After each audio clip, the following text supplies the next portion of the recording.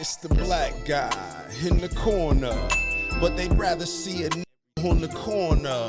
They say I'm stealing Nick's clips like I'm stealing Nick's chick, not knowing that I hit him first week for the lick. I said, Nick, I could post here while you post there. Let's run the ads up, then let's meet up over there. Good evening, everybody. You're watching America First. My name is Nicholas J. Fuentes. We have a great show for you tonight. Very excited to be back here with you tonight on Thursday. What day is it now? I guess it's Thursday. We got a big show for you tonight. Our featured story, we're going to be talking all about what is going on in the U.S. Senate. The Democrat minority leader, Senate minority leader, Chuck Schumer, has announced a new resolution explicitly condemning me for anti-Semitism, white supremacy, racism. It's an anti-Fuentes bill in the United States Senate. And I guess I am now an enemy of the U.S. Senate? Is that what it has come to? For doing a talk show. So that'll be our main story. We'll see where it goes. I don't know if they're going to bring it to a vote. And I'm sure if they did, it would pass. But it's pretty disturbing. And although I can't say for certain, I think this would be the first time ever in the history of the United States that the United States Senate has condemned a private individual by name. Somebody asked ChatGPT. I don't know how reliable that is, and I don't know off the top of my head, but I believe, at least in my lifetime, this is the first time a private individual would ever be condemned, whatever that even means. So we'll talk about the resolution, like I said, put forward by the Democrats, by Chuck Schumer, and I imagine if it came to the floor, it wouldn't be controversial. I'm sure it would be unanimously adopted, which is kind of scary. So we'll talk about that. We're also going to talk tonight about a couple of other stories. If we have time, we'll get into Saudi Arabia. I know it's been a couple of days, and I've wanted to get into it, but we just haven't had a lot of time. The other thing I'd like to talk about tonight is bombshell story getting no media coverage at all. And you know I read the news every day. I read the Washington Post. I read the New York Times. I read Axios. I read everything. And this hardly got any coverage, and I would guess you probably have not heard of it. Most of the stories I cover on the show, they're front page stories. It's all over social media. It's all over the timeline.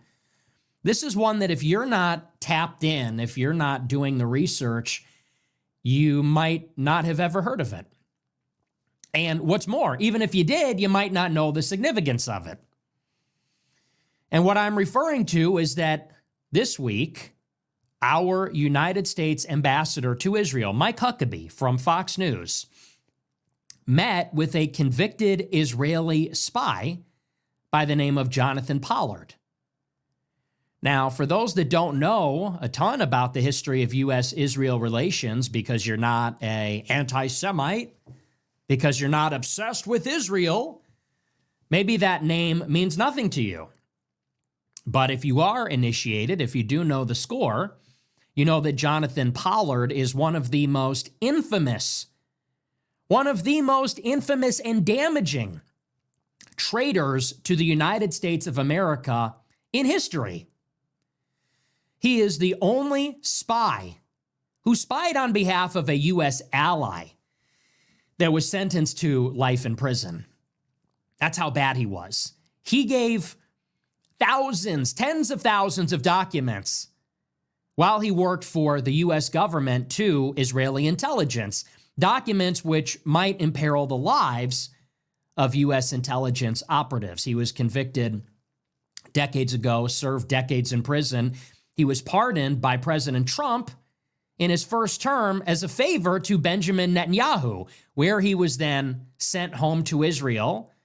He received a warm welcome there by Benjamin Netanyahu. I believe he was flown there on Sheldon Adelson's private jet, if I'm not mistaken.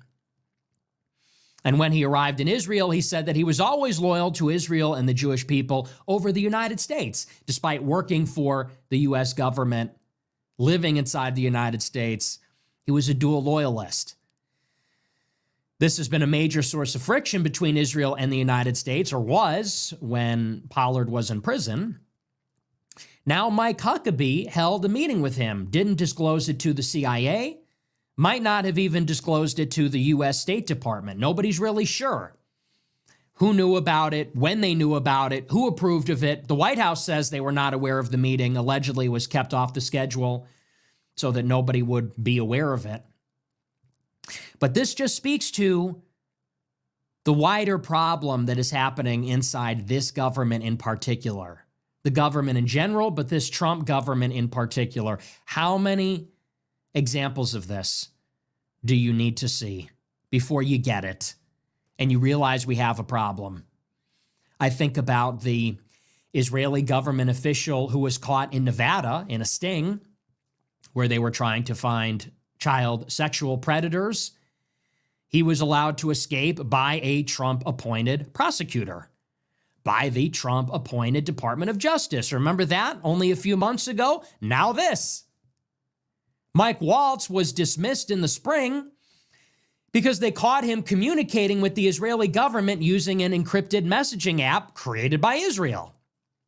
They said he was working for Netanyahu to push us into a war with Iran. How much of it do you need to see? And by the way, does it make you an anti-Semite for noticing? Does it make you obsessed, crazy, hateful? Hey, Tucker, am I engaging in blood guilt? If I notice a pattern here, this is a real problem. So we'll talk about that too.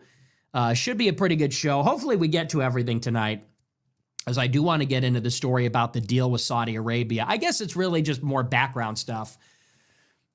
So that'll be our lower priority for tonight. But before we get into it, I want to remind you to smash the follow button on Rumble, smash the like button, leave a comment, let me know what you think about the show. Get the merch at Fuentes.store. We have our hats for sale. Make sure you get them before Black Friday and Christmas. No promises on the fulfillment time. We're lagging a little bit just because we're selling too many of them. We did a pre-order and we had stock when we put them on sale. I think we had about 1,000 of them, but we're selling thousands of hats. So we're lagging behind a bit. But Fuentes.store, get the hats, get the t-shirt as well. We have the Wang Half t-shirt. Subscribe and become an America First Plus member at americafirst.plus. $15 a month, get access to the whole archive. $100 a month, you're in a group chat with me, hanging out. You can talk to me, tag me, whatever you want. I might not be super friendly, but I'm definitely in there, and I'm chopping it up with the homeboys. Also, we finally got the Rumble Super Chats figured out. So we have Super Chats now on Rumble. You can use it, and I will be reading them tonight because we finally integrated with the Rumble website, so I'll be able to see those. So if you send in a Super Chat on Rumble, I'll be reading that going forward. What else? I might be doing a show tomorrow. I might not. I definitely am not doing a show on Monday. So there's no show Monday. I might do a show tomorrow, but I'm not 100% sure. Just a heads up, just letting you know. I'll be a little busy bee over the weekend. The other thing, before we get into the news, I do just want to say this very, very quickly. And I do not want to spend too much time on it, but I did just want to react to this. I tweeted a couple of days ago about this video that I saw. It was an interview with Roseanne Barr. And the only reason I want to bring this up for your consideration, go and check it out on my Twitter if you didn't see it. If you're not following me already, make sure to follow me and check out this video. I think I tweeted it 2 or 3 days ago. It's an interview with Roseanne Barr and I think some other Jewish guy. And for those who don't know, Roseanne Barr is a Jewish comedian from the show Roseanne, which maybe you've heard of. They had a reboot some years ago for the younger generation. Anyway, very famous, very big on television, very pro-Trump, very conservative. You might remember she got canceled a few years ago, I think because she called one of Obama's attorney generals a monkey or something? Was it Loretta Lynch? Or it was one of the Obama officials who was black. Roseanne said she looked like a monkey and she got canceled. Anyway, you might know her from that. I saw this video of her. She's in an interview with some guy, and she's talking about Israel. And she said something really interesting. She said that if the United States stops supporting Israel, she says, America will fall, and America will get what it deserves. She said, and Israel will just move on to some other country like India or China. She said, America will fall. And I saw this video and I was truly shocked. Watch the way she says it. I might even pull it up and just play it, just so you could hear it. Because I was a little bit taken aback. I'll pull up and I'll play just the audio so you can hear it. You can hear it in her voice. America's turning on it. I don't know that if America's turning on Israel, then America deserves what's going to happen to them for it. It'll be worse for America than Israel. It will, because Israel will just move on to India and other countries, and America will fall. Not just that, the sleeper cells. America will fall, and that's what they want. I mean, that is what they want, is that the constitutional... You hear that? You hear that in her voice?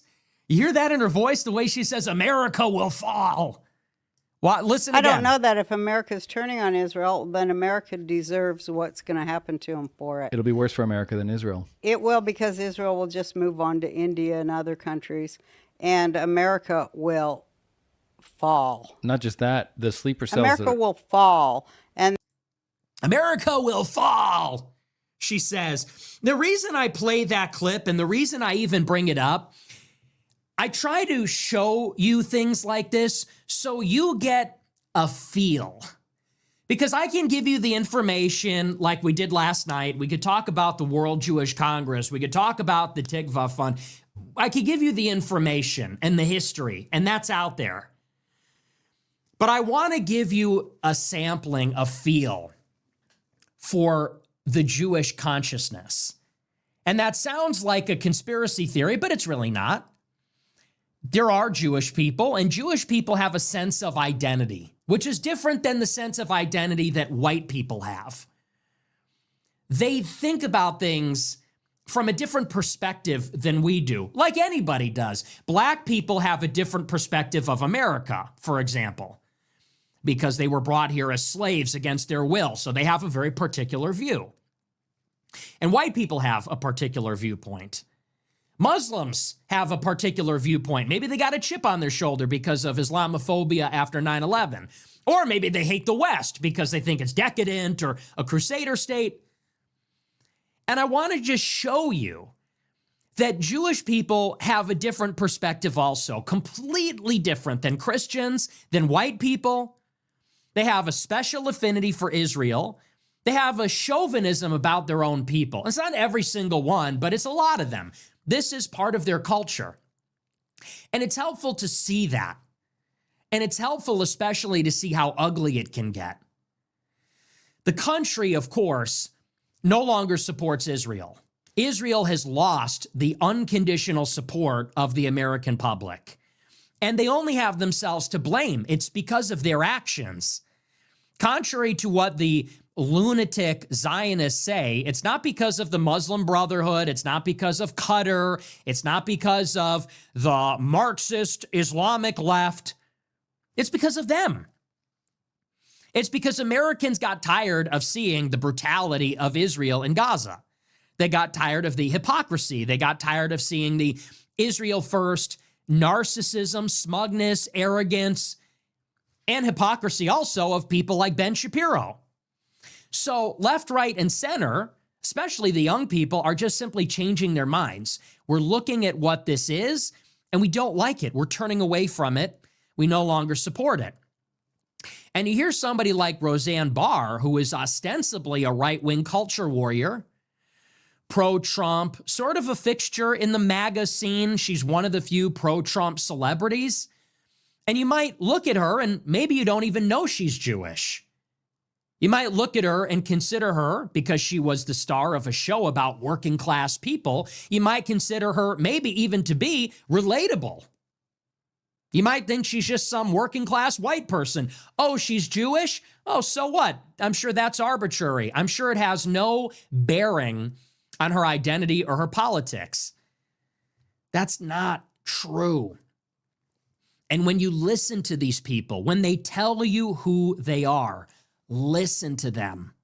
When they take off the mask and they show you their face, look very closely and remember that.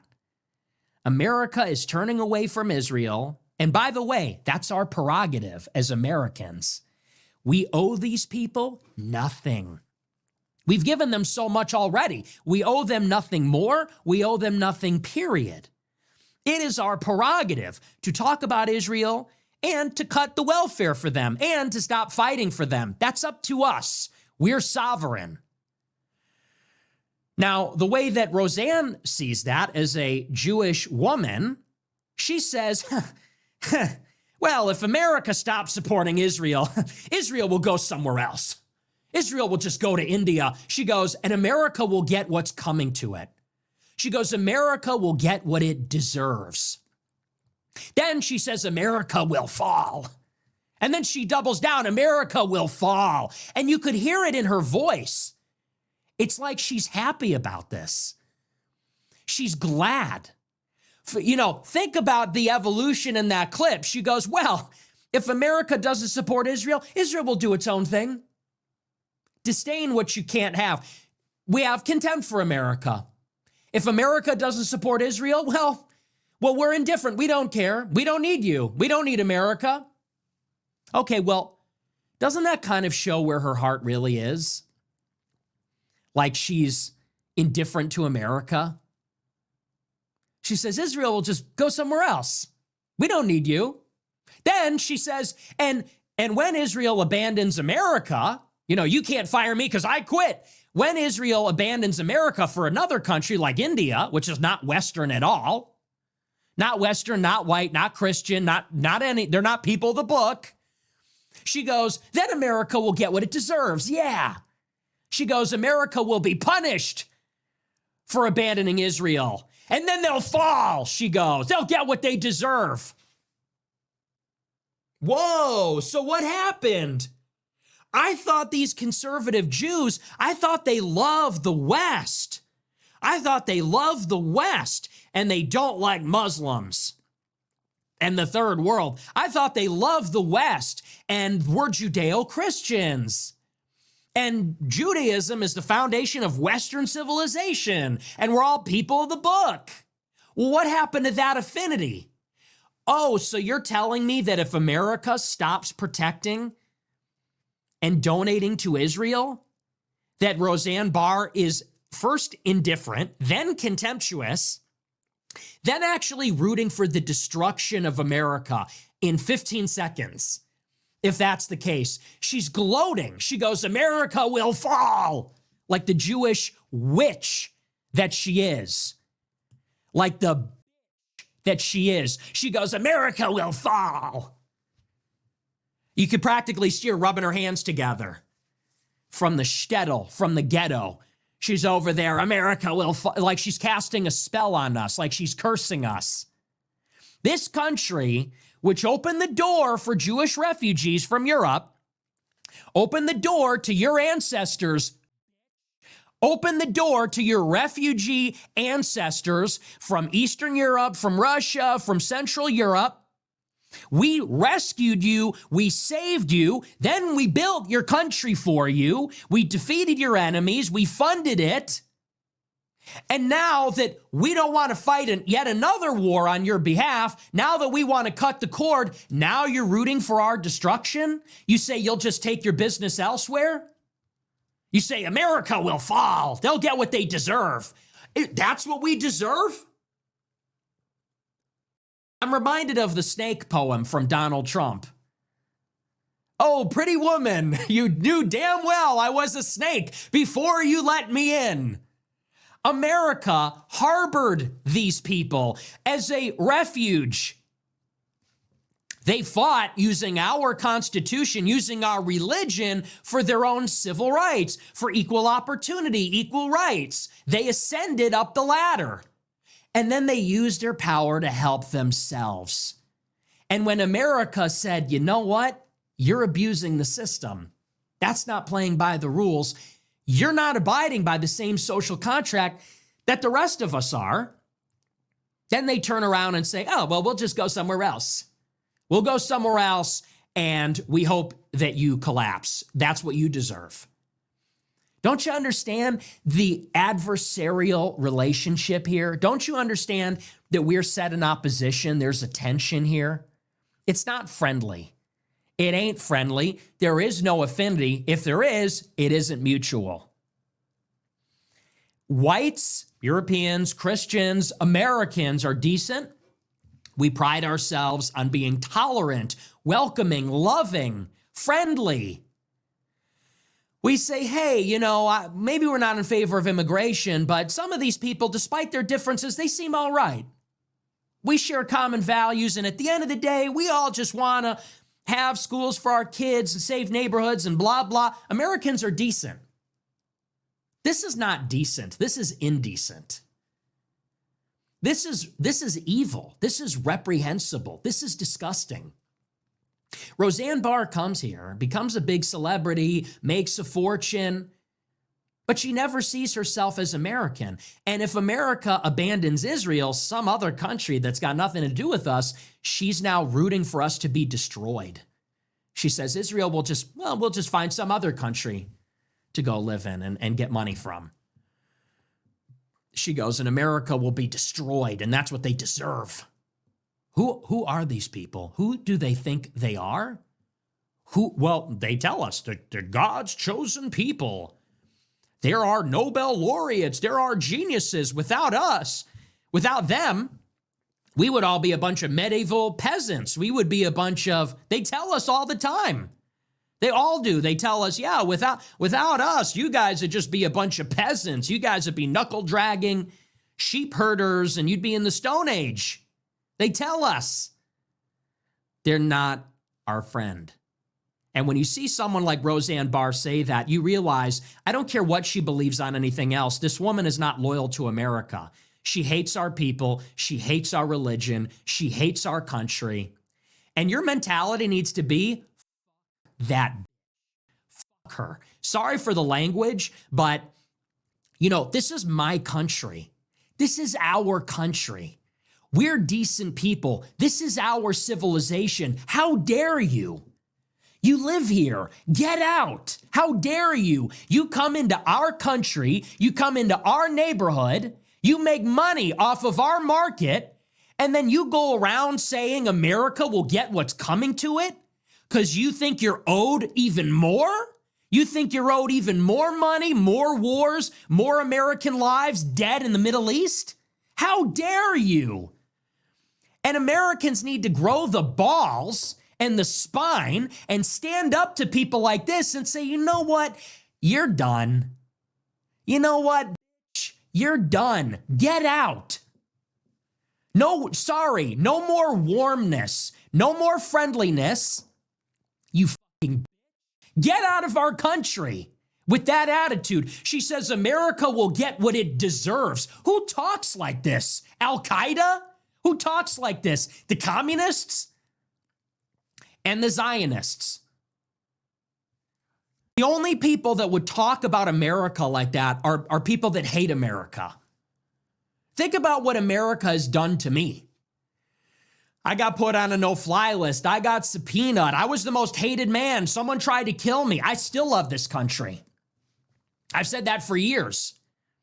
Whether the country works for me or doesn't work for me, it's my country. I love my country. My ancestors are from here. My ancestors fought for this country. They built this country. They built this city. And you have these visitors here, foreigners here telling us, well, if you don't support Israel, you're going down, and I can't wait. That's what you deserve. These people, and it's not every Jew. That goes without saying. But that attitude is a big problem. Huge. And you need to have a problem with it. You know, if someone said that about your family, you would punch that person in the face. If somebody was dining at your dinner table in your home and they said, I hope your family falls, you would say, get out of my house before I kick your ass. If someone said that about your kids, about your family, if someone said that about your God, I hope you would feel that way. But we don't see it this way. We're the stupid people. When Jews are insulted, you see the way they react. They're angry, they're vicious. They lash out, they punish everybody involved. And it's like that with all other people. But when it comes to Americans, we take it. We say, yeah, gee, I don't know about that, huh? It's like, no, sorry. No, this is the age of American power. This is the age of an American fist. 5 fingers curled up, American power, saying, if you don't like it, get out. You're rooting for America to fall? Get out.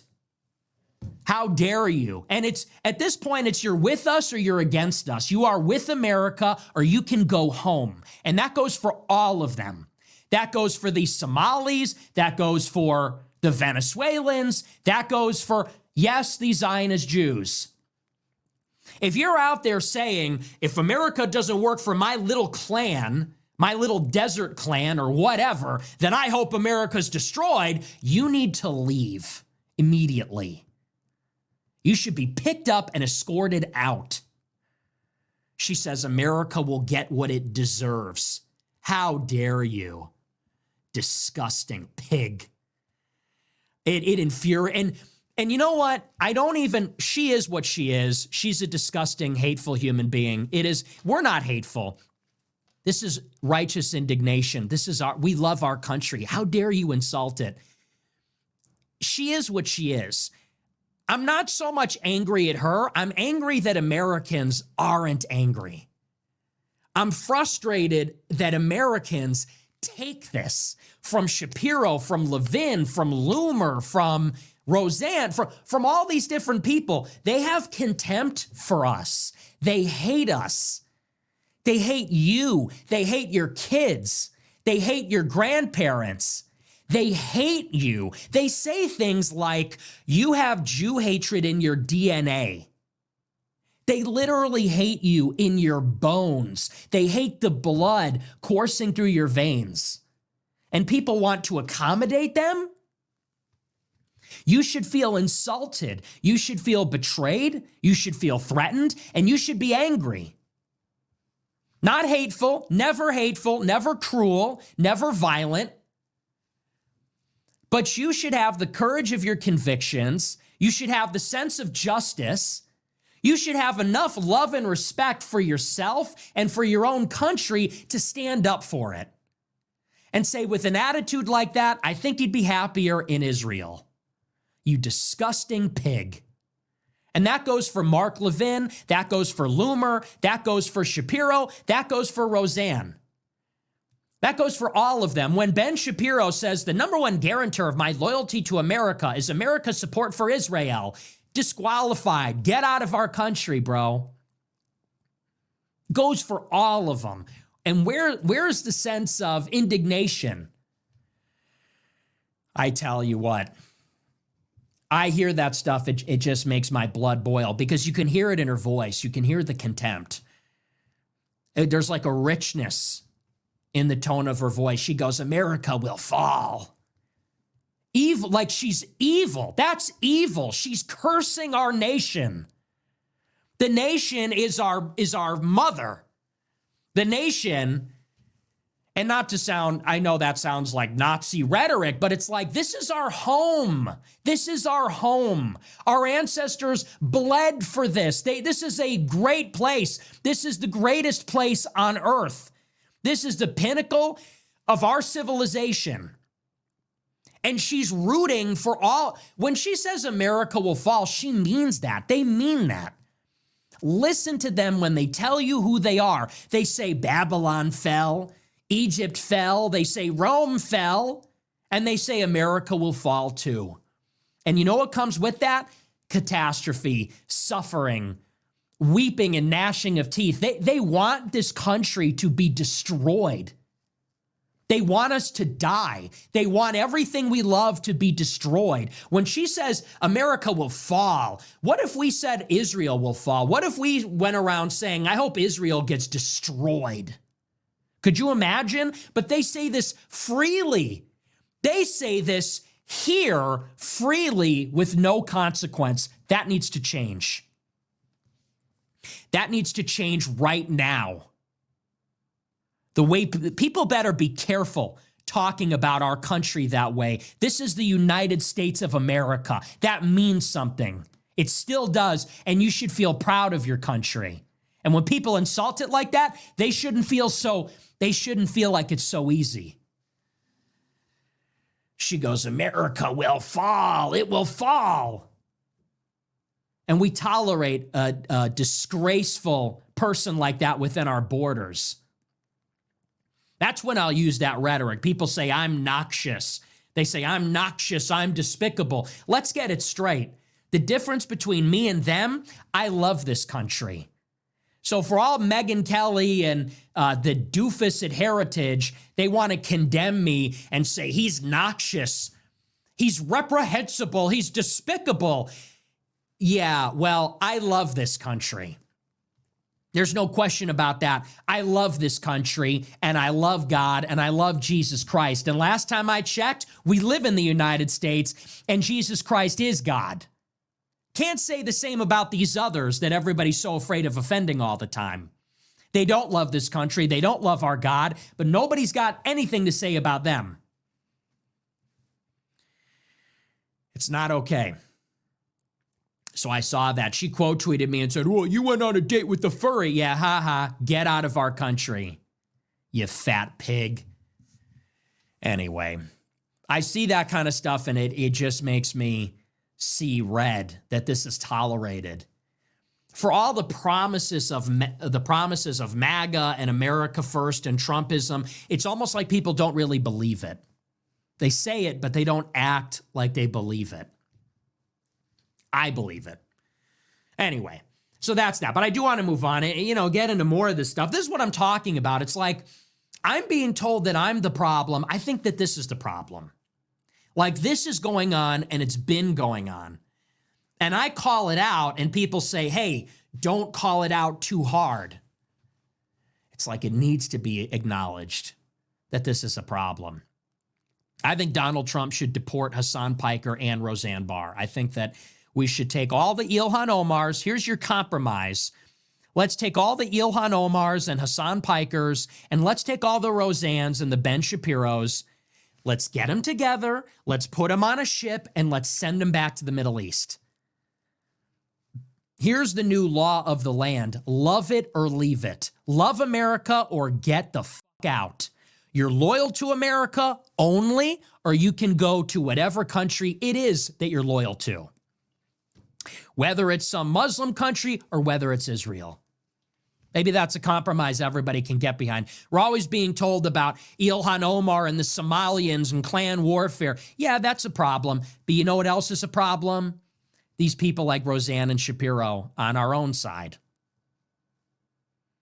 Not okay. I can't get over it. The clip.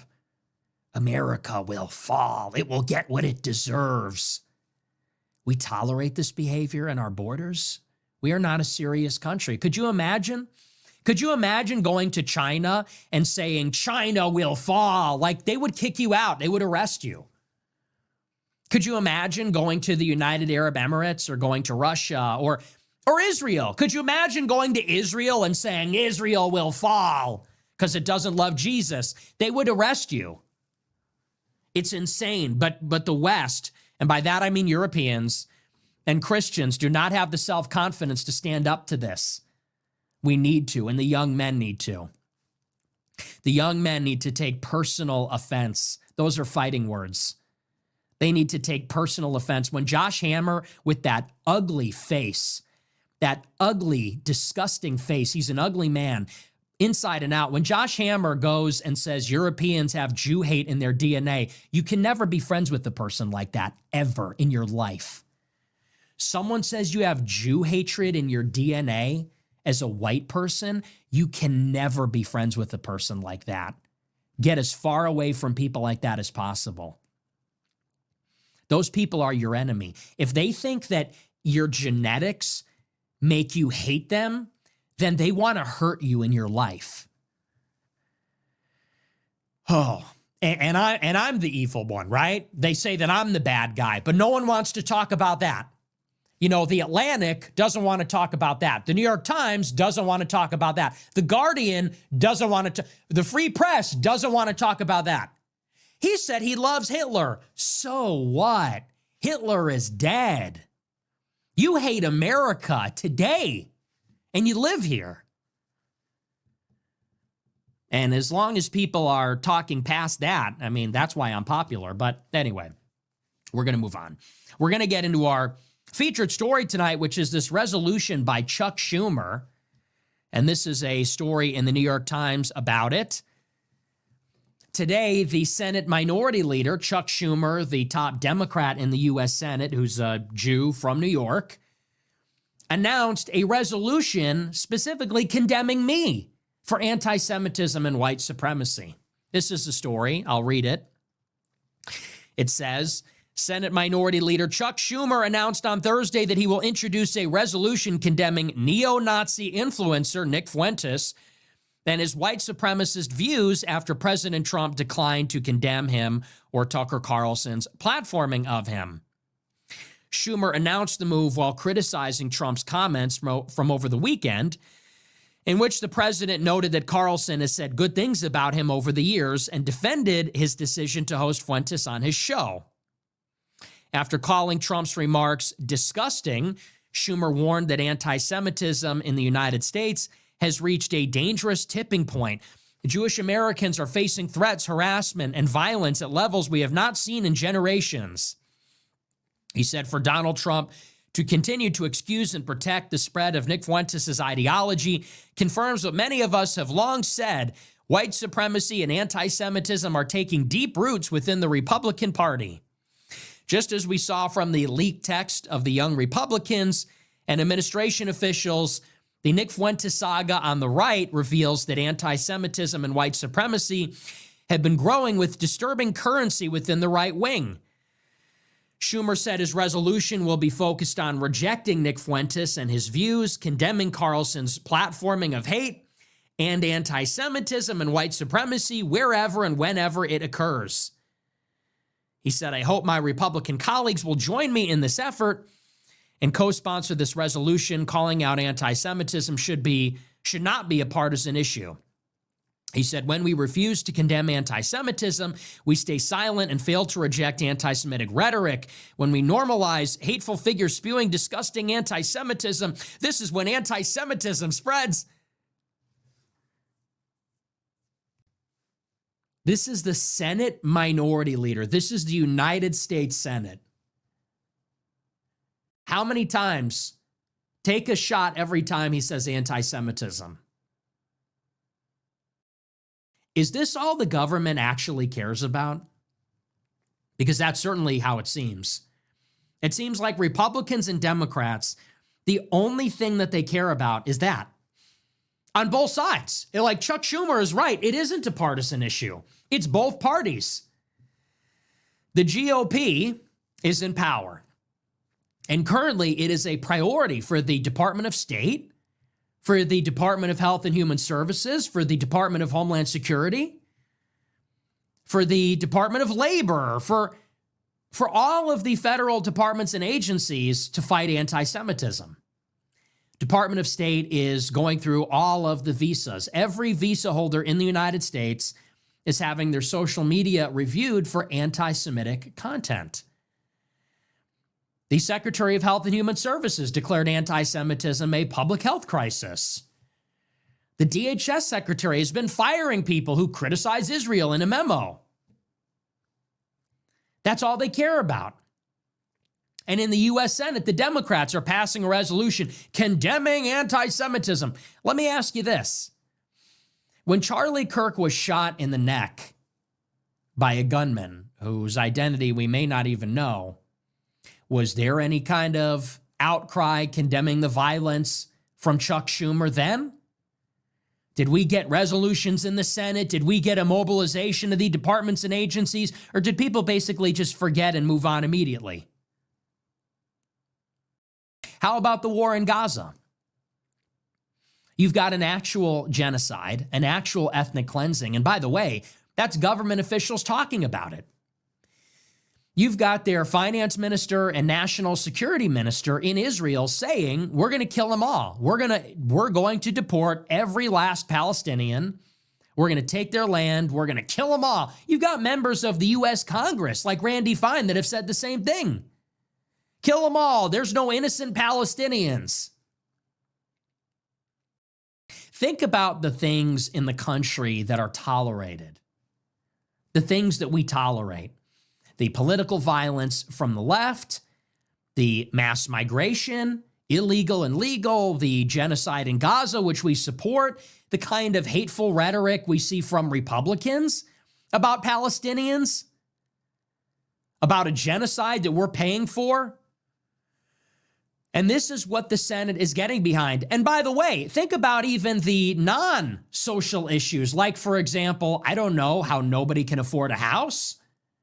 So let's see, Republicans and Democrats can't agree on Obamacare subsidies. Chuck Schumer can't deliver on that. Chuck Schumer shut down the United States Senate for 45 days, and in the end couldn't even get the healthcare subsidies. Where's the Obamacare subsidies? So not only will the Democrats not condemn a genocide in Gaza, they can't even get their own people health care. So what is the purpose of the Democratic Party? It's the same story on the right. The right wing cannot deliver mass deportations. The right wing cannot deliver a protectionist agenda that creates jobs, but it can condemn anti-Semitism. Is that all the government can do? I would rebut and I would retort to Chuck Schumer. I would say, hey man, why don't you get us the Obamacare subsidies? Why don't you get our people the Obamacare subsidies? Isn't that what your constituents elected you to do? Chuck, Senator, why don't you spend a little less time condemning a live streamer, and why don't you get your constituents their Obamacare subsidies that you promised? 45-day government shutdown. You had government workers furloughed, risk losing their jobs, flights delayed and disrupted, threatened with a loss of food assistance and other benefits.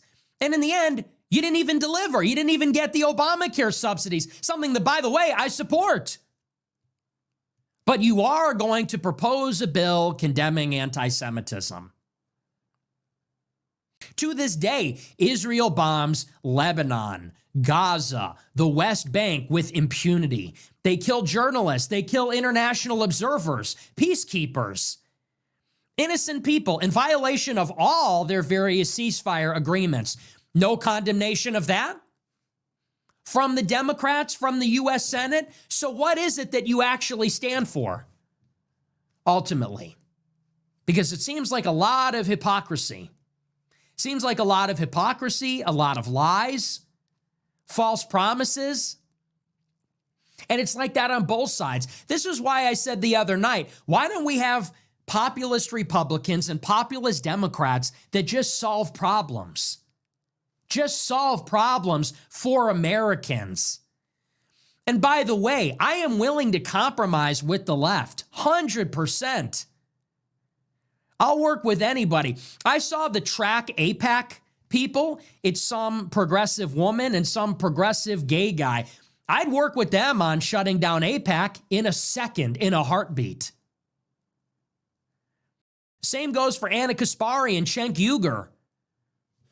They were in favor of democratic populism. They want to deliver health care. They want to deliver education. I would work with them in a second, A Zohran Mamdani, all day.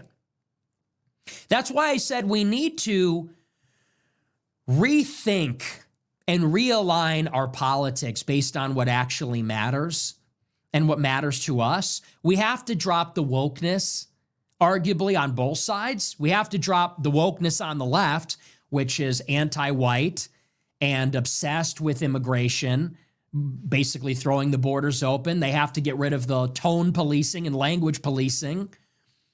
And on the right, we can work together with the left. Maybe we have to let go of some of the cruelty and abuse directed at some of the marginalized communities on their side. It's true. There are marginal people. What else would you call a racial minority other than a marginal person?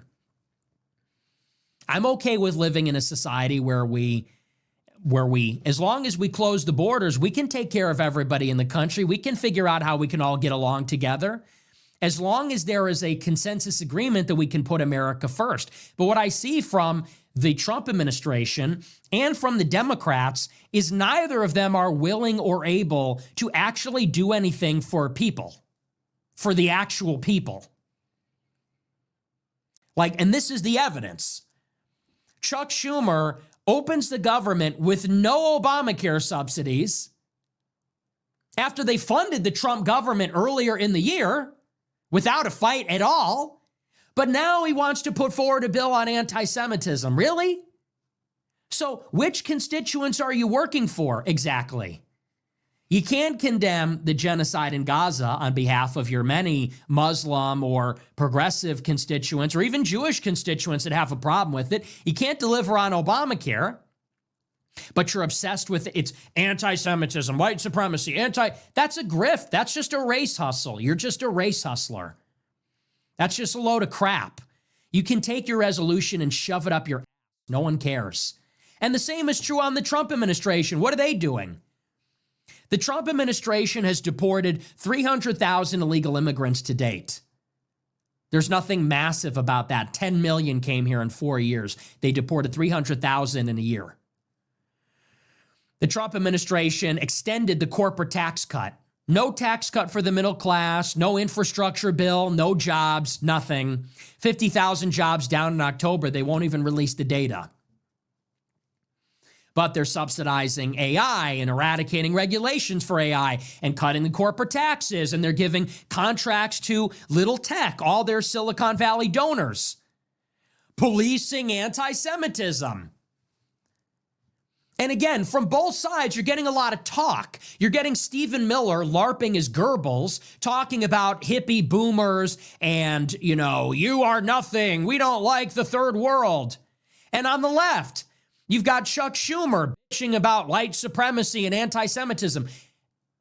They get nothing done for anybody. Neither the left nor the right wins. The populists on both sides get nothing. The people are not being helped in any way. And yet, the one thing they are able to come together and work on is furnishing Israel with missiles, condemning anti-Semitism, funding Holocaust museums, endless stuff like that. So this is where we need to realign the politics. I'm sorry, but I don't see myself as aligned, actually, with these guys on the right that are obsessed with Israel. And I think that a lot of the populists on the left don't see themselves as aligned with the pro-Israel people in the Democratic Party. But we're supposed to all fight each other on their behalf. Stephen Miller is supposed to send me out to fight for this Trump administration that does nothing. And Chuck Schumer and their crowd, Alex Soros, they're supposed to send their people out to fight us while doing nothing. Something's got to change. Are people ready? Are people ready, and do they have the imagination, and are they willing to go there to actually create something unprecedented? That's the question. Or are we just going to play the same game every 4 years? So that's Chuck Schumer. I would say to Chuck, spend a little less time talking about non-existent white supremacy. Get us Obamacare, bro. You want to shut down the Senate? Why don't you do it for a good cause? You want to shut down the Senate? You want to flex your muscle in the Senate? Why don't you use it to actually get something done? Give us infrastructure. Give us health care. Fix the affordability problem. Maybe stop the support for Israel and their genocide in Gaza, which, by the way, they still intend to do. They just approved the largest expansion of the settlements in the West Bank. So that's that. I want to move on, though. I want to get into now the Trump administration side of things. Oh, looks like we dropped some frames. How's the stream? Are we okay? I can see the live chat out of the corner of my eye. That's how I know something's up. Are we back? Let me know when we're back. I think we dropped some frames, but it looks like we're still live. Let me know. Let me know. W's if we're back. W's if we're back. And I guess if you can't see this, then don't say anything. Okay, we're back. All right, we're back. I'll continue. I don't know. Rumble's been having some issues. We had the same issue last night. It's not on my end. We have a good internet connection here, so I think Rumble, I don't think they can handle all the, we've been getting 50,000 viewers every night. I don't know if they can handle that. Okay. W's in the chat. Now stop. You're going to crash the website if you keep spamming W. Okay. We're going to move on. We're going to get into our next story, which is about Jonathan Pollard and Mike Huckabee. And it's the same story on the right. It's the same story. It's a mirror image. And it's like I said at the top of the show, this wasn't even widely reported, but this should be a scandal. This should have a name. This is like Pollard Gate. This is the Pollard Affair 2. So this was not reported anywhere in the mainstream media. It's not on the front page anywhere, and no one is talking about it. I wonder why. But today, the U.S. ambassador to Israel hosted a meeting with a convicted traitor to the United States of America. His name is Jonathan Pollard. He was working with U.S. intelligence at the height of the Cold War. He was caught passing tens of thousands of classified documents to Israeli intelligence. And it's possible that these documents got into the hands of the Soviets. He is a Jewish spy infiltrating the United States intelligence community on behalf of Israel for the benefit of Israel. He was caught, and it turns out that he had flipped a number of other U.S. intelligence assets to work for him. He did this for decades. The intelligence he gave Israel was incredibly damaging. And when he was found out, he was charged with espionage and convicted and sentenced to life in prison. This person was pardoned by Donald Trump in his first term as a favor to Netanyahu. That's America first, huh? Make America great again, America first. They commuted his sentence. Jonathan Pollard was freed. And when he was returned to Israel, he received a hero's welcome. In fact, Netanyahu greeted him on the tarmac as he exited the plane. He got a state greeting from the head of state of Israel because after 30 years in prison, he needed to be rewarded for betraying the United States. Today, the ambassador to Israel, Mike Huckabee, met with this person who is planning to announce a bid to run for office in Israel for the Israeli Knesset. And this is a story. This is from the New York Times. It says, quote, Ambassador Mike Huckabee, President Trump's envoy to Israel, met at the United States Embassy in Jerusalem with Jonathan J. Pollard, an American who spent 30 years in prison for spying for Israel. Mr. Pollard said it was the first time that a U.S. official had hosted him at an American government office since his release a decade ago. Pollard said it was a friendly meeting. The meeting was kept off Mr. Huckabee's official schedule, according to U.S. officials. The fact that it even occurred alarmed the CIA's station chief in Israel. Asked about it on Thursday, the White House said that they had not been aware of the meeting, but added that the president stands by our ambassador. So the White House is backing him up. They say this is acceptable. That's the official line from the Trump administration. Mr. Pollard was convicted of spying for Israel and sentenced to life in prison in 1987 in one of the most notorious espionage cases of the Cold War. While many Americans viewed him as a traitor, which is correct objectively, Some Israelis, especially on the right, consider him a hero and lobbied for him until he was released on parole in 2015. 5 years later, he moved to Israel, where Prime Minister Netanyahu gave him a hero's welcome and the tarmac at Ben Gurion Airport. In his interview with The Times, Mr. Pollard said he thanked Mr. Huckabee for his efforts in support of his release. Mr. Huckabee, a Republican former presidential candidate, called for Mr. Pollard to be freed more than a decade ago. Pollard said he did not regret spying for Israel, claiming the United States had cut them out of intelligence sharing. He castigated Mr. Trump, calling him a madman who sold us down the drain for Saudi gold. It's never enough. It's never enough for these people. This guy was caught spying for Israel. He says he doesn't regret it. He says America wasn't doing enough. Even though Trump allowed him to return, he hates Trump, says Trump sold them out. It's never them, is it? You were caught red-handed with your hand in the cookie jar, spying for Israel, betraying the United States. You rightfully went to prison. You don't have any remorse. You don't regret it. As a matter of fact, you're not grateful to the United States at all. You're not even grateful to the man that let you go home. It's never enough for these people, and it's never their fault, is it? Mr. Pollard recently said he planned to run for Knesset, Israel's parliament. In an interview with the Jerusalem Post in August, he advocated for annexing Gaza and repopulating the territory with Israeli settlers. Between 1984 and 1985, Mr. Pollard gave a range of classified documents to Israel. Caspar Weinberger, the Secretary of Defense when Pollard was arrested, wrote that Pollard had handed over so many documents they could fill a 6 foot by 6 foot by 10 foot space. His actions, Mr. Weinberger said, compromised U.S. intelligence sources and risked endangering American forces deployed around the world. He wrote, quote, "The defendant has substantially harmed the United States." In November 2015, Pollard was released on parole, but he was not permitted to travel outside the United States. 5 years later, at the end of President Trump's first term, the Justice Department declined to extend his parole restrictions, and he moved to Israel, which had granted him citizenship while he was incarcerated. At the time, the Justice Department's demurral was seen as a gesture from Mr. Trump to Mr. Netanyahu.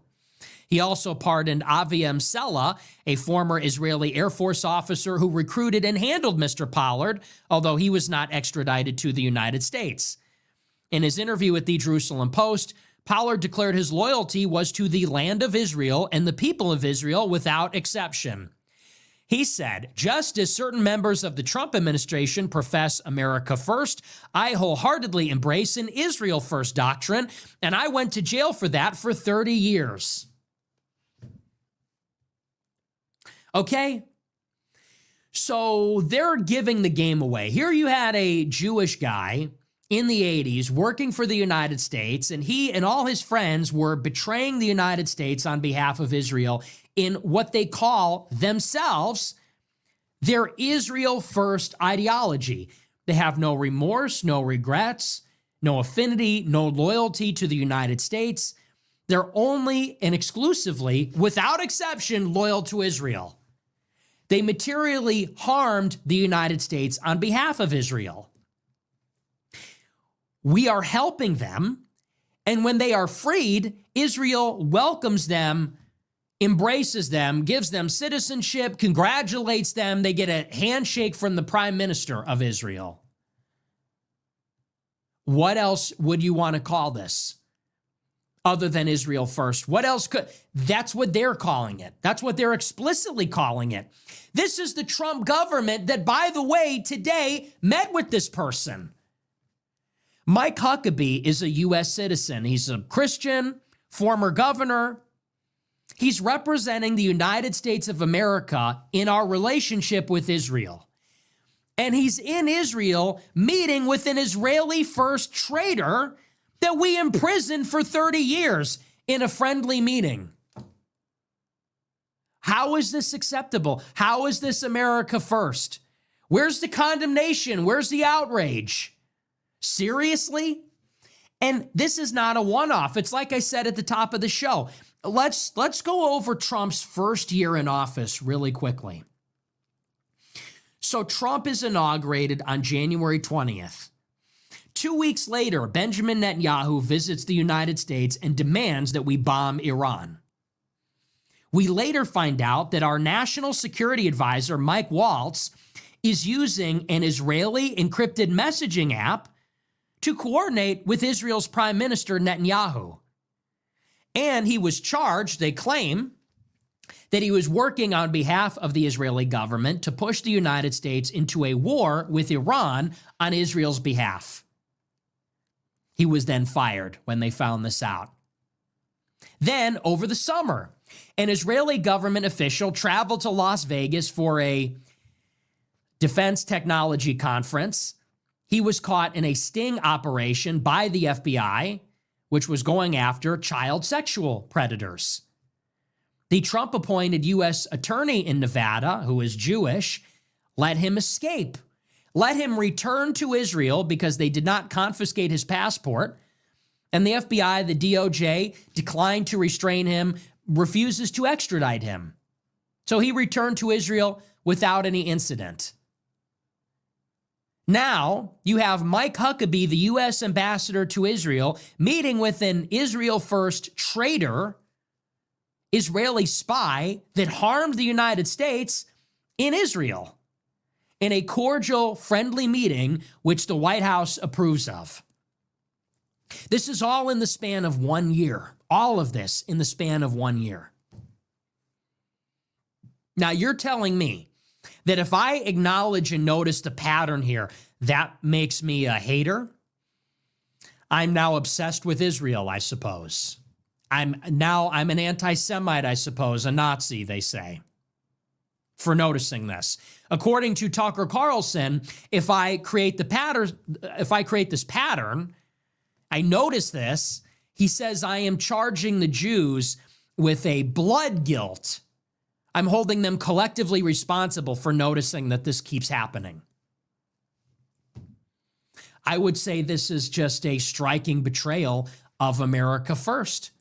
Trump goes and gives a speech before a gathering of Jewish people and says, it's a shame. In the old days, you couldn't criticize Israel. Now you can. He goes to a meeting in Israel and says, no one comes to the White House more than Miriam Adelson. And I asked her, are you more loyal to America or Israel? And she wouldn't give me an answer. She gave Trump $100 million in the last cycle. What are we doing? How can anybody say this is America First? And by the way, you can't compartmentalize these things and say, well, it's almost America First, except for those parts where our national security advisor, our attorney general, our president, our ambassador to Israel, our secretary of state, our secretary of health and human services, all answer to a foreign government. Other than that, it's very America First. Other than bombing Yemen and bombing Iran and giving Israel $12 billion and cutting them a new 20-year memorandum of understanding, and other than all the collaborationist activities, other than that, we're America First when it comes to every other country, just except this one. You know what I would call that? If you're America First for every country except for one, I think very obviously and clearly that means you're America Second. Because whichever that country is, that country which is the exception, I think that country is coming first, actually. I think that country is being put first, clearly. If America First has any exceptions, or even just one exception, you would say that, well, America is a second or third priority, which would mean that you're Israel first. And the doctrine of the Trump administration is effectively that. It's Israel first, America second, every other country after that. And people seem to be okay with this. People are saying that as long as America takes precedence over France, over Ukraine, over the UK, over China, over Mexico, they say that's good. If Israel's put before us, that's fine. We can't really have America be put first. I mean, are you crazy? You know, we can be third, we can be second, but first, I mean, we don't want a purity spiral. We don't want a purity spiral. We don't want to make perfect the enemy of the good. America second's a pretty good deal. I mean, this is unironically what they're telling us. This is literally what The Blaze and Daily Wire and Fox News, this is what they are in the business of doing. Bronze Age Pervert, Lomez, Passage Press, all of these pro-Trump outfits, Claremont, Heritage, that's effectively what they're saying. Because insofar as they are not calling this out for what it is, insofar as they are not criticizing this every time it rears its head, because it's consistent and it's offensive, it's insulting, it's problematic. If they're not calling that out and criticizing that, then they're tacitly saying that they're okay with it. They're accepting it. They're complicit in it. And they want you to be complicit about it too. They want you to look the other way and say, well, the border is secured, so I don't know what more you want. We closed the border and, you know, we're threatening to take Ukraine's weapons away. So I don't know what more you want. You should be happy with what you're getting.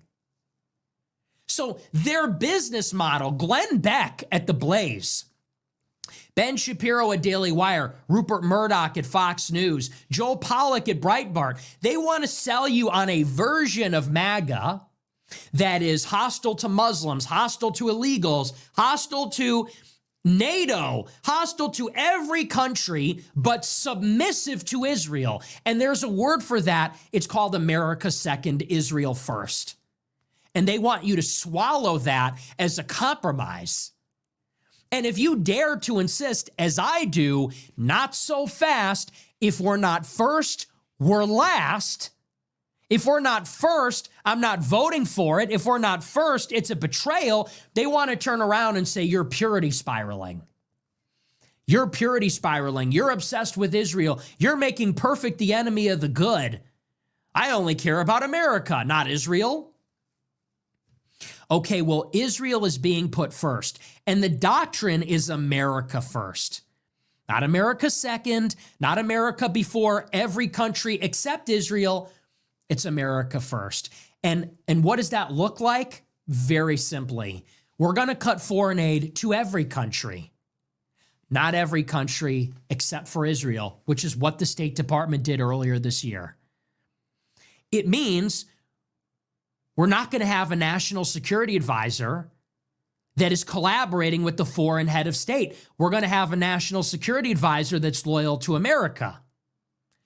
It means that if an Israeli government official commits a sex crime on our soil, he's going to be persecuted or prosecuted. We're going to take his passport. He can't leave. He's going to go to jail.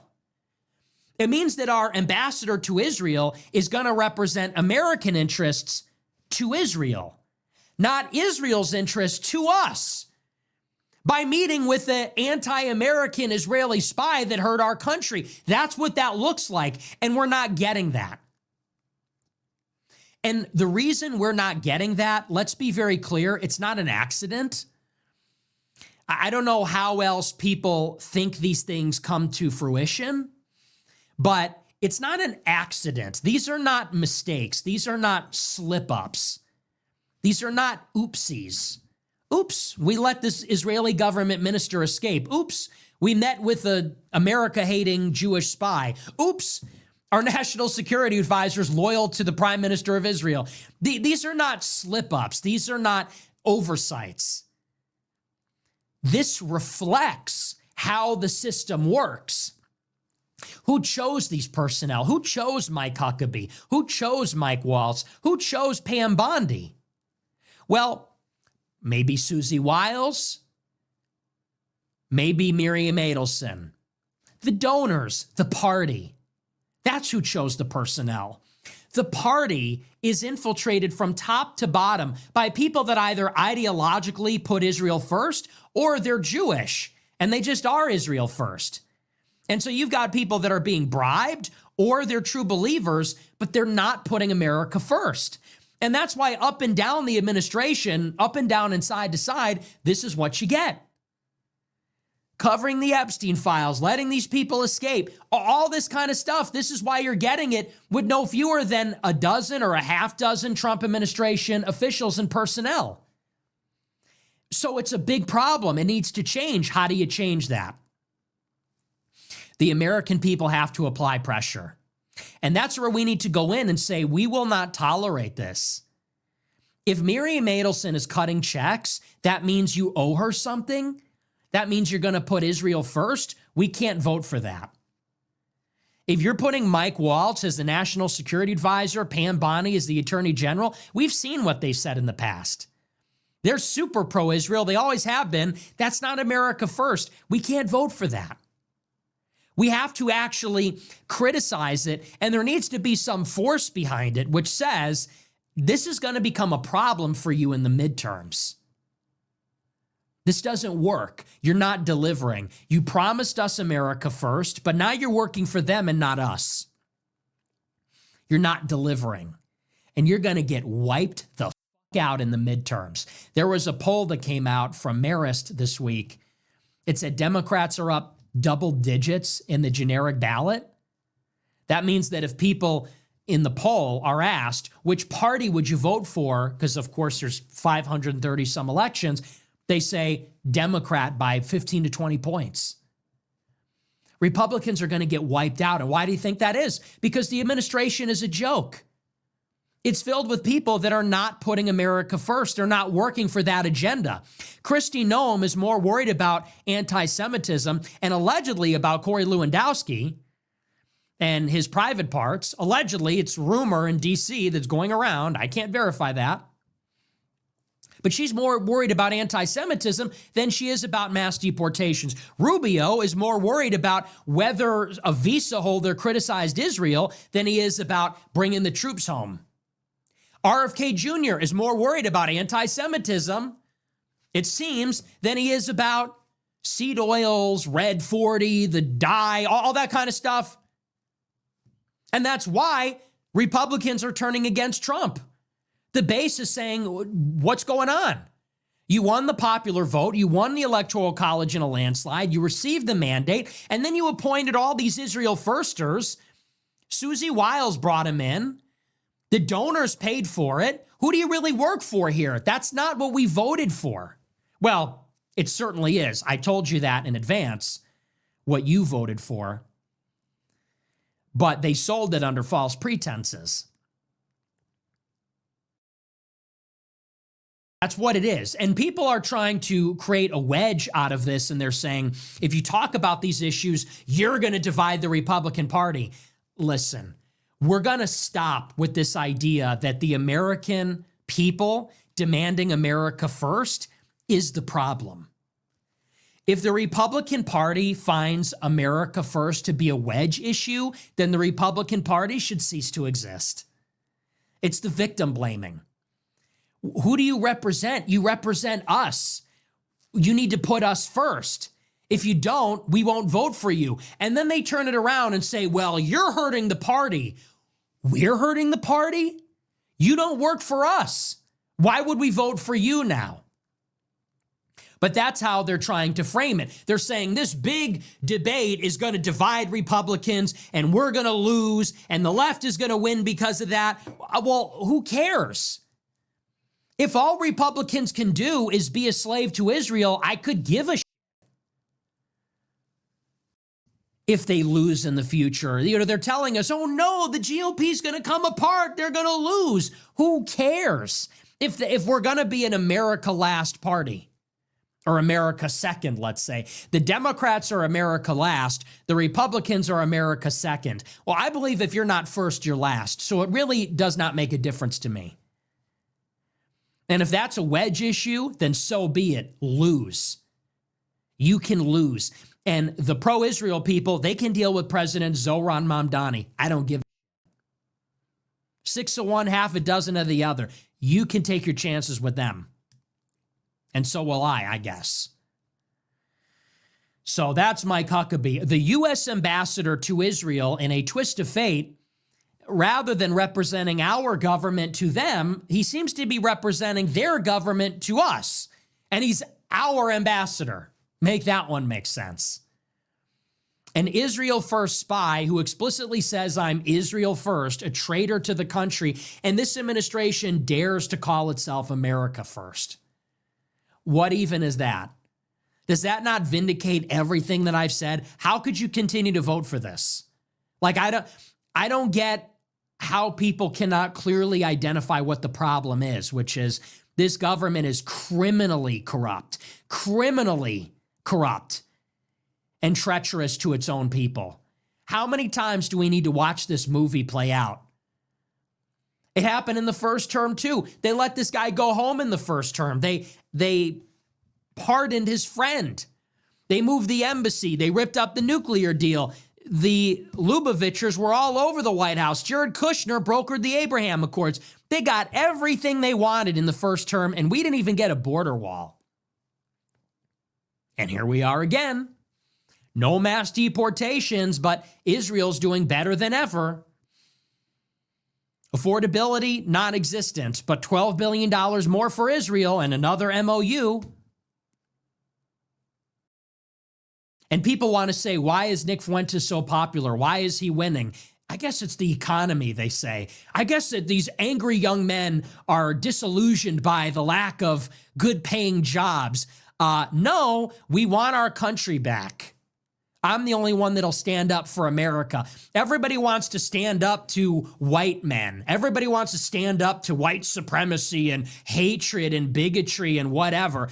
I'm standing up for America, to the Israel lobby. And I'm right, and I'm the only one willing to say it. I'm the only one willing to say it directly without any caveats. And let's just be clear about that. Tucker's doing a great job. I salute him. Candace is doing an okay job. She's kind of going a little crazy, but you know, generally she's doing a good job. Dave Smith, Ian Carroll, you know, a lot of these guys are doing a good job. But none of them are speaking directly and explicitly and wholly about the entire problem. I'm the only one that's giving you the whole message like this. Everybody else is saying, oh, it's the Israeli government. Oh, it's the Zionists. Oh, it's the neocons. Oh, but let's not talk about all Jews or whatever non sequitur. Let's not do blood guilt and become as bad as Mark Levin. I don't even know what that means and what that has to do with anything. That's why I'm popular. Before you try and psychoanalyze me and all my followers, they're just angry and bitter. We need to show them a better way. There's nothing you can say that's going to convince any of us that this isn't a problem. Like, you're not going to jangle some keys in front of our face and get us to look away. We're sick of shit like this. We need to decouple from this country. We need to disempower their accomplices in the United States, their oligarchs.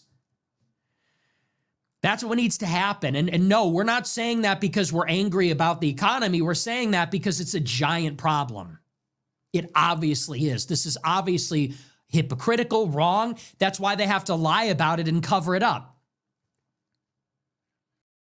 You can't say America first and then do stuff like this. That's a contradiction, whether you're happy or sad, whether you're angry or not, whether you're rich or poor, old or young. It's a contradiction.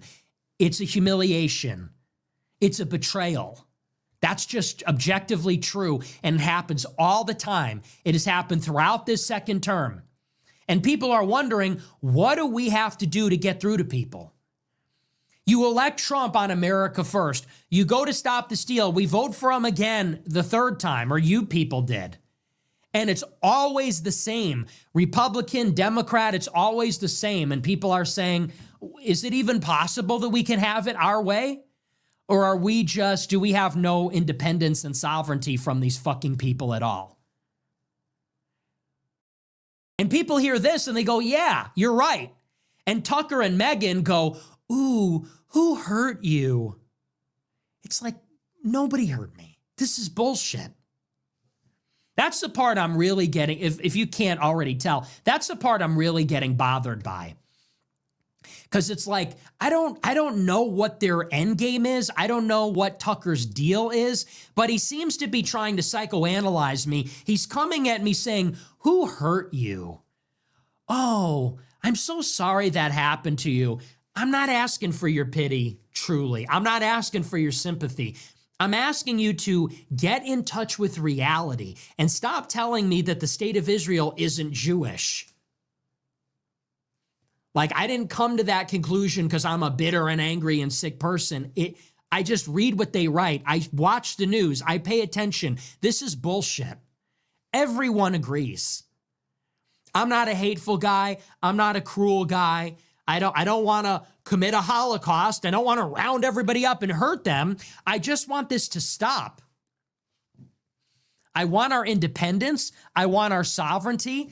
And we're just taking it to its logical conclusion, which is these oligarchs and other individuals, they use their position and their resources to help their country at our expense. And that's got to stop. I don't want to hurt you. I don't want to take away your rights. But if you're not loyal to America, yet you have power over America, that's a problem. If we were infiltrated by any other country, you would feel the same way. If a Chinese billionaire was selling us out to Beijing, we would feel the same way. But when I say it about Israel, and it's obviously true, I'm getting psychoanalyzed. I'm getting people like Megyn Kelly. She goes, these young men, why did they like him? It's horrible. It's horrible. I'm literally shaking. He hunted down Ben Shapiro in a video game. People are not offended by that. People are offended by this.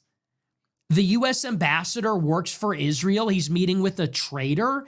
This is a scandal. This is a shock and a scandal. It's an insult. It's a humiliation. And it's not a mistake. The White House is backing them up.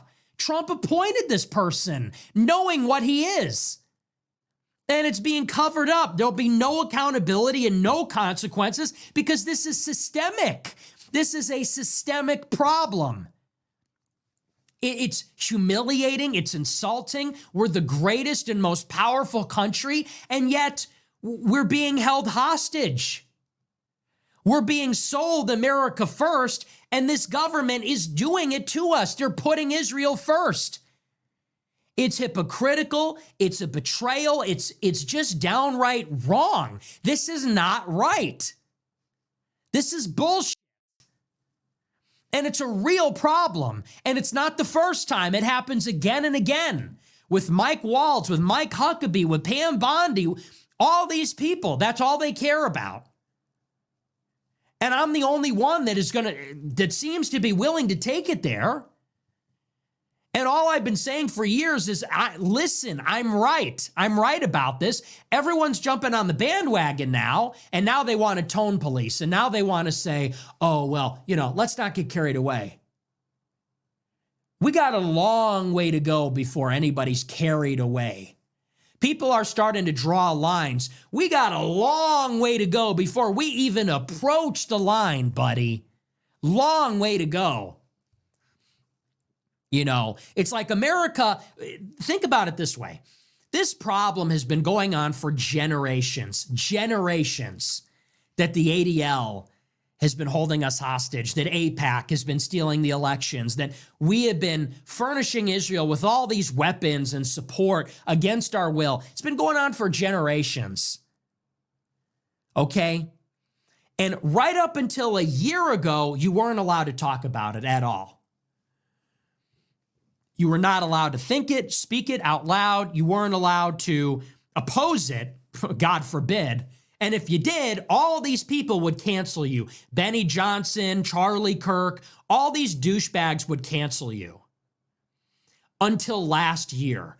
Until last year, the same year we got free speech on Twitter, simultaneously everybody realized what's going on with Israel. And it became unignorable and undeniable that people are becoming aware. So this system has been in place for generations. You people upheld it. In spite of your complicity in this America Last scheme, Americans were awakened. And now, not even a year into it, people want to start to pump the brakes. And they want to say, whoa, let's not get carried away. Carried away? We've only been able to talk about this for a year. Now we're carried away? Last year, if you criticized Israel, you're banned from everything, you're fired, you're radioactive, you're a piece of shit. All of a sudden, we're able to talk about, and now Tucker and Megyn and others, they want to come in and say, whoa, time out. Let's not go crazy. Okay, we got a long ways to go before anybody's getting crazy. Let's not forget how we got here. We need to turn over the system. We actually need people to get riled up. We need overwhelming pressure because we want this to change. We want an overwhelming, we want the people to revolt, not violently, but we want people to be angry about this, and we want the government to know that so that it can change, so that it will change. And I'm very suspicious people are coming around and saying, no, don't be mad. Let's just focus on the economy. I think you're taking it out on Israel. Let's just focus on the economy. Let's treat Israel like every other country. Let's just talk about something else. It's like, no, we're not going to. As long as this is going on, this is a giant middle finger to every American, and it's got to stop because what it reflects is that we're not in control. If this is going on, it means we have no sovereignty. If America is being stabbed in the back by our ally that we're funding, and our ambassador to that country is meeting with the traitors, it means we're not in control. They are. If there's no people like them, they feel free to say they hate America. I can't wait for America to get what it deserves. I'm Israel first, proudly, and what about it? And we're hanging out with these people? That means they're in charge. And why bother? Why have America if we don't have self-government? Is that not what the whole premise is? No taxation without representation? That we're emancipating ourselves to God, life, liberty, pursuit of happiness, of, by, for the people? Why even have an America if we're going to be ruled by a Jewish oligarchy working for Israel that is filling this administration with Mike Huckabees and Mike Waltzes that work for the other guys? Seriously? But yeah, don't let me purity spiral. Everything else is going so well outside of this, right? Other than this, it's going really well. Yeah, these are the just and reasonable demands of the American people. Don't let them gaslight you. Do not let them gaslight you. So, yeah, Jonathan Pollard affair all over again. You literally couldn't make it up. Chuck Schumer condemning me in the Senate, Trump's government meeting with Jonathan Pollard. You literally can't make it up. We bombed Iran. We're meeting with Pollard. They're working for Israel in the National Security Council. Oh, great. Things would be different this time, they said. A golden age for who exactly? A golden age for which people? It's disturbing. You don't want to look at it too long because it's really infuriating. But anyway, that's that. We're going to move on. We're going to take a look at our super chats. We'll see what you guys have to say about all this. An anti-Nick Fuentes bill. And I looked a little bit of it up. You know what? I don't even want to go to it. They're trying to say anti-Semitic, all this other stuff. It's like, imagine having an anti-Bibi Netanyahu bill. How about that? Or anti-Bibi Netanyahu, because really it's just a position. So it's not a bill. Hold on. It's not a bill. It's simply them giving a statement. So it's a resolution to condemn and reject the views of Nick Fuentes, citing white supremacy and anti-Semitism.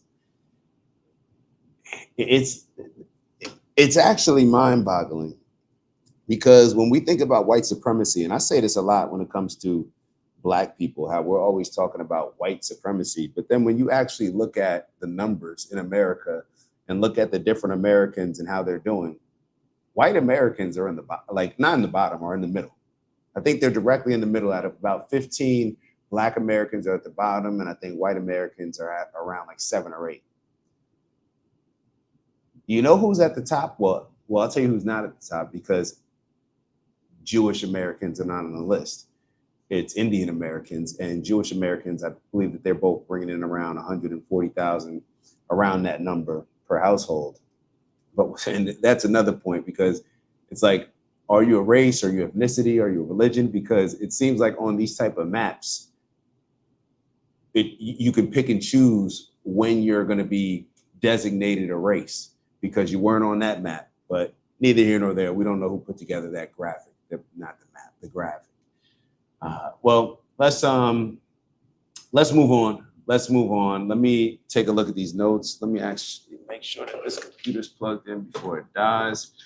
Let me get back to the notes. So yeah, so Chuck Schumer finds it important that he needs to make a resolution to let the people know where the government stands on Nick Fuentes.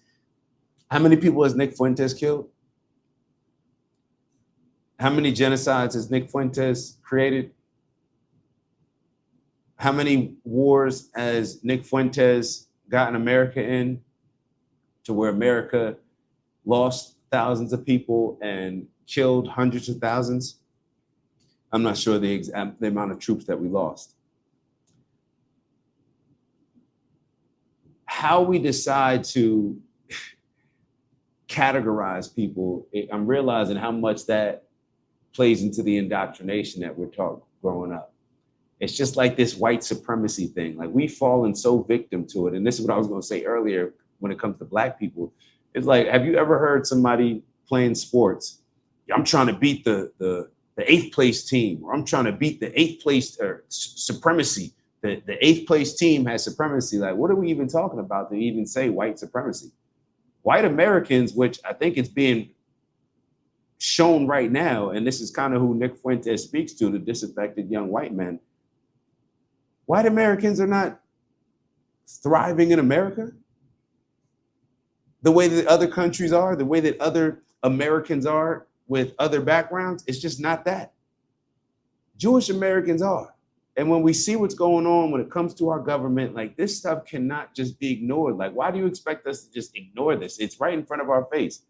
I think Nick finished off where he said, like, carried away. We've been allowed to criticize Israel for a year, and now people are acting like we're carried away. But this goes to the point that we always bring up, that sense of entitlement. When you treat people a special way for so long, they actually believe that that's what they're entitled to. And that's what Roseanne was talking about.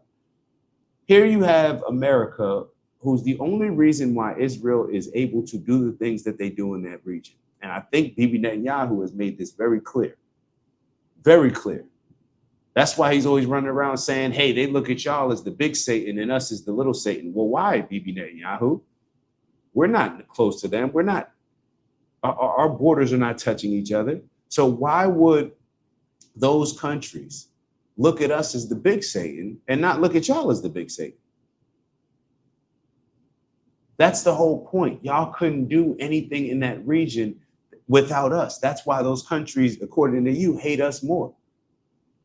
That's why they see us as the big Satan, perhaps.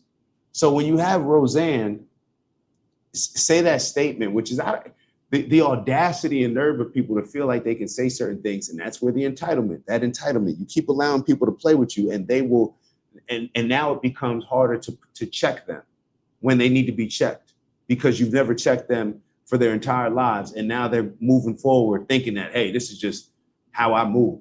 I'm willing to say these things. Matter of fact, who's going to check me? Right, nobody is.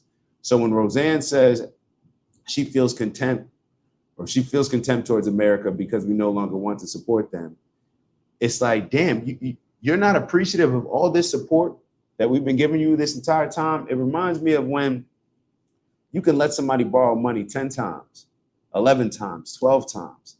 They ask you for money.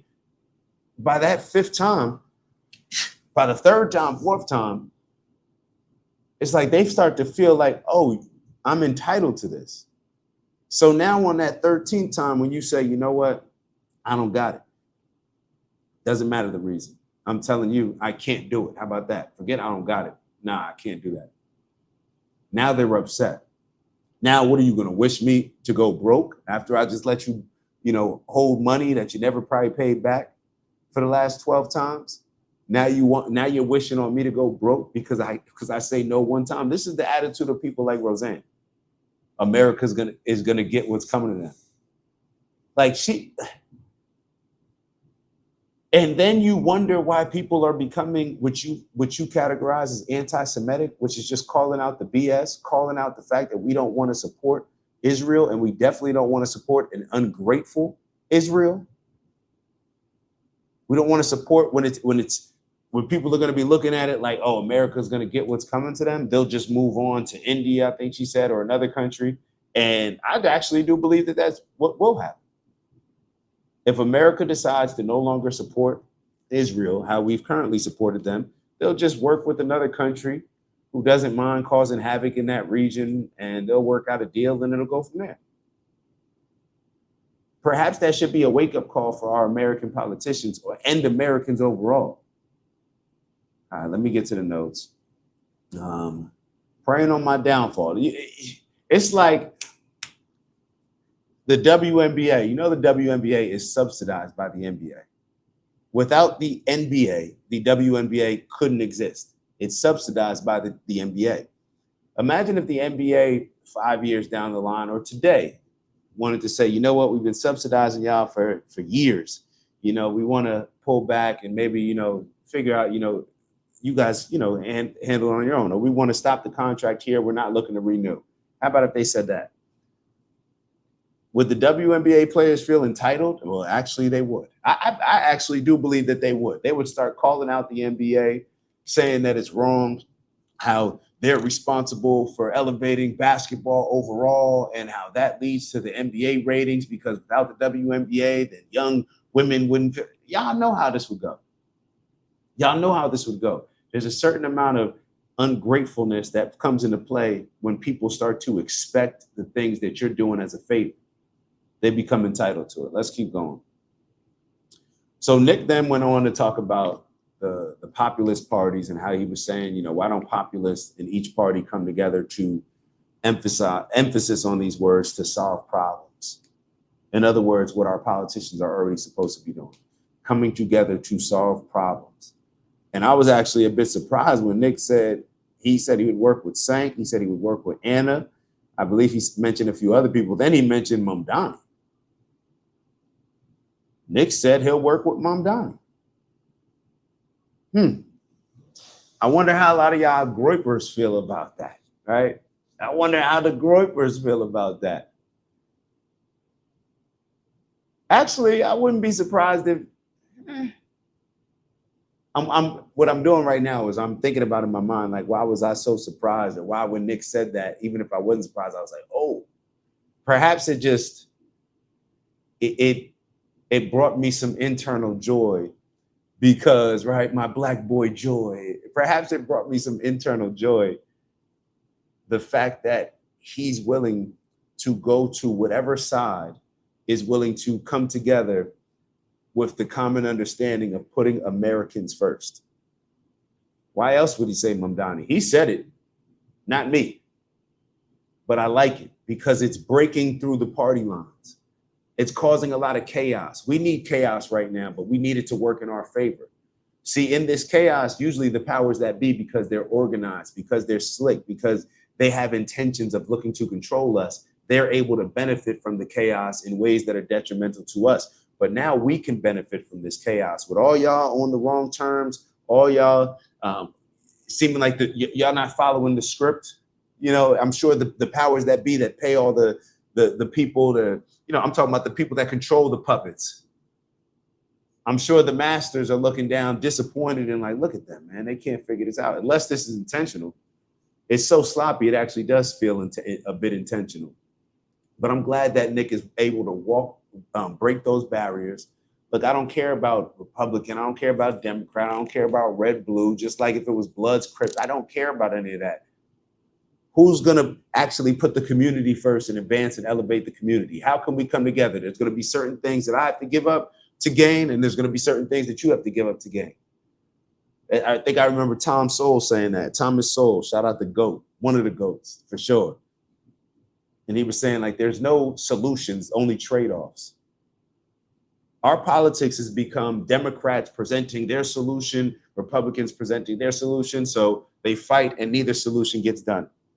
Imagine what could happen if there was a party, a separate party, or just a separate group that just came together and said, you know what, nah, we're going to prioritize America. We're going to prioritize America and solve problems.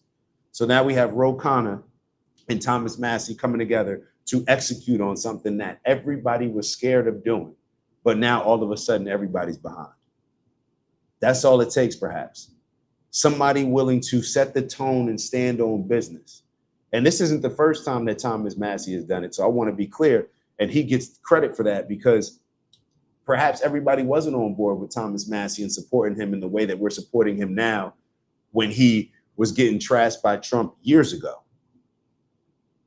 This is not a thing. This is not a new thing of Thomas Massie not being forced to go along with the get along, or not being forced, not accepting, not allowing himself to get bullied into doing what everybody else did, but instead standing on his own principles and deciding to move forward based on that. So salute to Thomas Massie. Nick said, as long as we close the border, oh, this was dope. I actually put this in quotes. He said, as long as we close the border, we can take care of everybody in the country. This is growth. So as much as Nick can talk all that, I'm pushing for white Christian, white European, as much as he could say all that, we see where the growth is coming. And y'all recognize the growth as well, I believe. Tell me if I'm wrong. And I appreciate the growth. Let me be very clear on that. I'm not calling it out to down him, to wag a finger. No, I'm calling him out to say, yo, I appreciate that. That's where we need to go. That's the direction where the focus needs to be on. Yo, we can figure out how to figure all this stuff out for Americans. We can figure this out. Now, it makes it hard when you're bringing in 10 million illegal immigrants. Obviously, that anybody can understand that. So let's solve that issue. We got to do something there. You still have to deport people that came here illegally. We can't take care of everybody. Can't even take care of the people that were here. So what is the other suggestion? To just go into more debt? We can't incentivize people to come here illegally. When you allow 10 million people to come here illegally, what are other people going to do? Now you're enticing other people to come as well. So it's just adding to the problem. You're making it harder and harder. Now you got to have more agents. Now you got to put more resources to fixing the problem. Who do you think's paying for those things? So as long as we close the border, we can take care of everybody in the country. I thought that was big growth because he's not just talking about the young white disaffected. He's not talking about any group in particular. He's just talking about Americans overall. We do have a duty and obligation to work together to make this the best place for everybody. What else would we be here for? Everybody's religious, right? Everybody's godly, right? A lot of us are Christ-like. So what would Christ do? Christ would want to bring everybody together, not just one particular group of people, right? So y'all see where we're going there. He said, neither party is willing to do something for the actual people. That's the position that we've been in. Neither party's willing to do something for the actual people. Which one is? Which one is? We see Trump getting bullied, and we've seen Biden get bullied. We've seen Barack get bullied. We've seen, everybody has their own agenda that they're pushing. And they're not prioritizing who? We, the people. So let's go on. I'm just going to talk briefly about this Jonathan Pollard situation. I actually just looked up a quick YouTube documentary on him that the New York Times put out. It's only a 2-minute clip. I was going to play it, but I'm going to put it in a second video because I don't want to put it in this video and then flag it for copyright issues. If it's a separate video, then it is what it is. But I don't want them messing with the video and then it gets taken down and then y'all get mad at me because y'all can't see Nick. So I'll put it in a separate video just to go the safer route. But it's pretty wild. So he's the only person that was sentenced to life for, I guess, being a traitor, for giving documents. He gave documents, U.S. documents, to the Israeli government. And now Mike Huckabee is sitting down having a meeting with him, our U.S. ambassador. It's like you couldn't even, everything that Nick is saying, it's like you couldn't give him more ammo. Everything that Candace is saying, Tucker is saying, matter of fact, they're not even willing to say it the way that Nick is saying. Not even Dave Smith. But it's like every single thing that seems to be happening seems to just be aligning with what Nick is trying to expose. First off, why did Trump even pardon him? And then he goes back home to Israel for a hero's welcome. And then, like, think about the interview that we saw maybe a few months ago when it came to, who was the interview? It was with Ted Cruz and Tucker Carlson, matter of fact, where they're going back and forth about, yeah, well, they spy on us. And it's, yeah, well, every country spies on each other. Ted Cruz giving the excuse.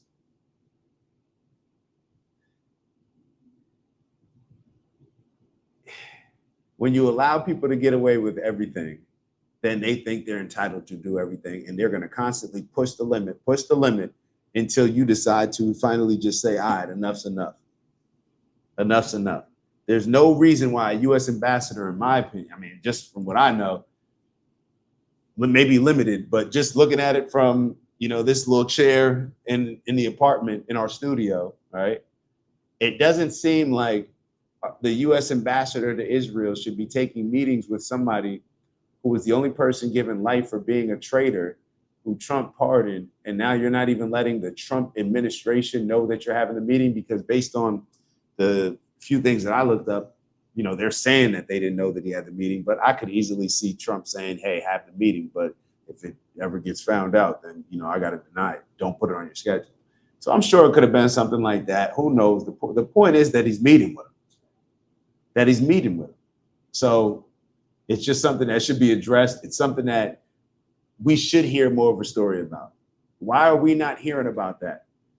Every little thing, it seems to show exactly what people are calling out, that Israel has a huge influence over our government. They can get people out of here before they go to court. You know, in the Las Vegas, they can ship you back to Israel and not bring you back for your trial. It's just one thing after another that shows this quote unquote special relationship that seems to be much more beneficial for Israel than it is for America. And regardless of that, Americans just don't want it. Even if it is something good for America, the bottom line is, hey, the type of government that we live in, right? Isn't that what a lot of the pro-Israel Zionists like to say? Like they're challenging Western civilization. He's anti-Western. Well, I thought that was voting, and we the people decide. So if we the people have decided that that's not a direction that we want to go, we no longer want to support Israel, then that's what it has to be. Who are you working for? Who are you putting first? Are you prioritizing Israel, you, or the people? Don, Trump, which one are you doing? So those are my thoughts. I don't have too much for you. It's Friday. I'm trying to get this video out. I just came back from a conference.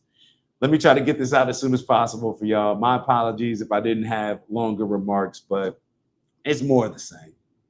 It's more of the same. Let's just keep making sure that we're standing on business in whatever way we can and pushing truth and uniting on truth. That's one thing that we can unite on. We can unite on truth, and we can unite on the fact that we want to establish some foundational principles that put America first and prioritize Americans first when it comes to all these decisions that are being made. So like, subscribe, turn your notifications on, make sure that you are controlling the algorithm. Don't let the algorithm control you. And if you want to do me a real big solid, leave a comment. Give your thoughts. Thumbs up, thumb down, doesn't matter, but explain if it is a thumbs down. Explain where I may be missing. Because, hey, my own biases always come into play, even when, you know, I guess they always come into play. Sometimes I'm not as objective as I like to be, or as I think I'm being. Y'all know the drill by now. Just give me some context, open up my eyes to something that I may not be seeing clearly. And on that note, I'll let y'all go, and I'll see y'all on the next video. It's the black guy in the corner, but they'd rather see a nigga on the corner.